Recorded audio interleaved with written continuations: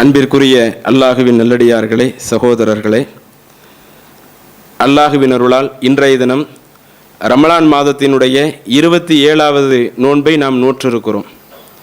இன்ஷா அல்லாஹ் எதிர்வரக்கூடிய ஞாயிற்றுக்கிழமை 1/5 அடுத்த மாதத்தினுடைய இந்த முதல் நாள், மே மாதத்தினுடைய முதல் நாள் மகரிப் தொழுகைக்கு பிறகு நாம் பிறையை பார்க்க வேண்டிய ஒரு கட்டத்தில் இருக்கிறோம்.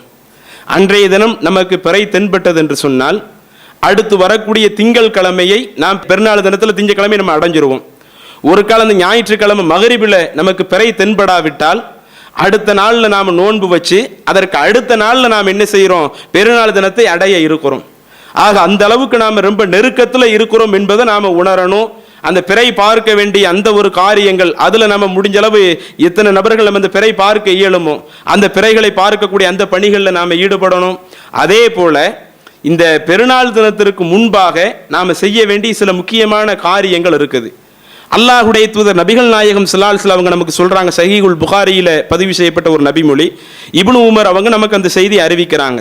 ஃபரத ரசூலுல்லாஹி ஸல்லல்லாஹு அலைஹி வஸல்லம் ஜகாத்துல் ஃபித்ர், அல்லாஹுடைய தூதர் ஜகாத்துல் ஃபித்ர சாஅம் மின் தம்ரின், பேரித்தம்பழத்திலிருந்து ஒரு சாவு கொடுக்க வேண்டும் என்று சொன்னார்கள். ஃபித்ராவை பத்தி ரசூலுல்லாஹி ஸல்லல்லாஹு அலைஹி வஸல்லம் சொல்றாங்க. பேரித்தம்பழத்தில் இருந்து ஒரு சாவு, அல்லது அன்றைய காலத்தில் உள்ள அடிப்படையில் கோதுமையில இருந்து ஒரு சாவு. அது யார் யாருக்கெல்லாம் கொடுக்கணுமா? அலல் அபதி வல் ஹுர், அடிமையாக இருந்தால் அந்த அடிமைகளுக்கும் கொடுக்க வேண்டும். சுதந்திரமானவங்க அவங்களுக்கும் கொடுக்கணும்.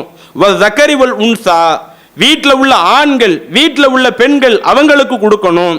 வஸ் ஸகீரி வல் கபீரி, வீட்டில் சின்ன பிள்ளைங்க அவங்க ரமலான்ல நோன்பு வைக்காவிட்டாலும் நோன்பே கடமையாக இல்லாமல் இருக்கக்கூடிய சிறு குழந்தைங்களுக்கும் அந்த குடும்ப தலைவர் அந்த ஃபித்ராவை கொடுக்கணும். அதே போல வல் கபீர், ரொம்ப தள்ளாத வயதுல ஒரு ஆள் இருக்கிறாங்கன்னு வைங்க, நோன்பு நோக்கவே சக்தி இல்லாத ஒரு நபராக ஒருவர் இருந்தால் அவருக்கு அல்லாஹ் நோன்பை கடமையாக்கல, ஆனா அவங்க ஹயாத்தோடு இருக்கும் காலமெல்லாம் அவர்களுக்கும் அந்த ஜகாத்துல் ஃபித்ர வழங்க வேண்டும் என்று அல்லாஹுடைய தூதர் சொன்னார்கள். இன்னும் ரசூலுல்லாஹி ஸல்லல்லாஹு அலைஹி வஸல்லம் அவங்க சொல்லி காட்டுறாங்க, அந்த ஜகாத்துல் ஃபித்ர் என்பது அது முழுக்க முழுக்க பெருநாள் தினத்தில் ஏழைகளுக்கு போக வேண்டியது. பெருநாள் திடலுக்கு செல்வதற்கு முன்னாடி அந்த ஏழைகளுக்கு அந்த பொருள் போய் ஒப்படைக்கப்படணும். அது அல்லாஹுடைய தூதர் மிக முக்கியமான ஒரு நிபந்தனையாக நமக்கு சொல்லி காட்டுறாங்க. ஆனா இன்னைக்கு நம்ம சமூகத்தில் பார்த்தீங்கன்னா ஜகாத்துல் ஃபித்ர் என்ற இந்த கடமையையும் முறையாக கடைபிடிக்கிறது கிடையாது. ஏகத்துவ கொள்கை அந்த டச்சில் இருக்கக்கூடிய நம்ம சகோதரர்கள் அதில் கூடுதல் முக்கியத்துவம் கொடுக்கிறோம். நாங்கள்லாம் சுன்னத்து ஜமாத்தை சார்ந்தவங்கன்னு சொல்லக்கூடிய பல மக்கள் இன்னைக்கு என்ன செய்யறது கிடையாது. அந்த ஜகாத்துல் ஃபித்ர் என்று சொல்லப்படுகிற அந்த ஃபித்ரா தர்மத்திற்கு அவங்க கூடுதல் முக்கியத்துவம் கொடுக்கிறது கிடையாது. ஆனால் அல்லாஹுடைய தூதர் குடும்பத்தில் உள்ள எல்லா நபர்களுக்கும் மினல் முஸ்லிமின், நம்ம குடும்பத்தில் யாரெல்லாம் முஸ்லிம்களாக இருக்கிறாங்களோ அனைத்து நபர்களுக்கும் ஜகாத்துல் ஃபித்ரை கொடுக்கணும்.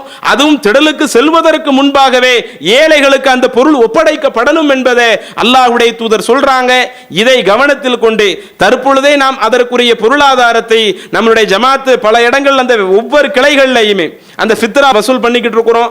அதை முறையாக நம்ம வசூலித்து அதில் வரக்கூடிய அந்த பொருளாதாரத்தில் எவ்வளவு பொருட்களை வாங்கலாம், அந்த பகுதியில் எத்தனை ஏழைகள் இருக்கிறாங்க என்பதையெல்லாம் கண்டறிந்து பெருநாளுக்கு திடலுக்கு செல்வதற்கு முன்பாகவே நம்ம அந்த ஃபித்ரா பொருளை முறையாக விநியோகம் பண்ணக்கூடிய அந்த பணிகளை பரவலாக தமிழகத்தில் நாம தொடர்ச்சியாக செய்து வருகிறோம்.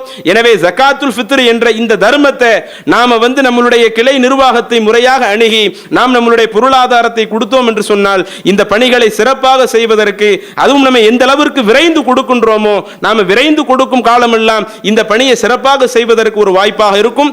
இந்த ஒரு காரியத்தையும் முறையாக செய்யக்கூடிய மக்களாக நாம மாறணும். இறைவன் இந்த ஜகாத்துல் ஃபித்ரையும் முழுமையாக வழங்கக்கூடிய ஒரு நன்மக்களாக நம் அனைவரையும் ஆக்கி வைப்பானாக என கூறி எனது உரையை நிறைவு செய்கிறேன். அஸ்ஸலாமு அலைக்கும் வரஹ்மத்துல்லாஹி வபரகாத்துஹு.